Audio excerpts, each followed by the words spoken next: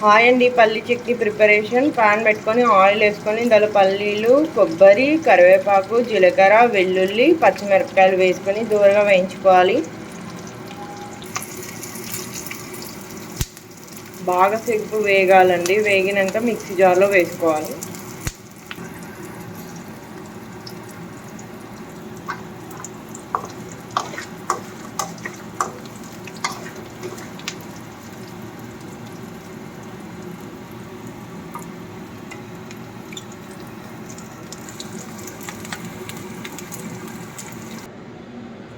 Mixie జార్లో వేసుకొని తగినంత సాల్ట్,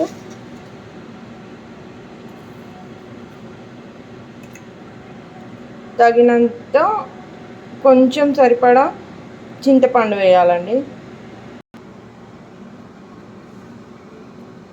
చింతపండు వేసుకొని మిక్సీ పట్టుకోవాలి. మిక్సీ పట్టుకున్న దాన్ని ఒక బౌల్లో వేసుకొని పోపు వేసుకోవాలండి. పల్లి చట్నీని లైట్గా జీలకర్ర, ఆవాలు, కరివేపాకు వేసుకొని పోపు వేసుకోవాలి. లైట్గా పసుపు కూడా వేసుకున్నాను. Please like, share, subscribe my channel. పల్లి చట్నీ రెడీ.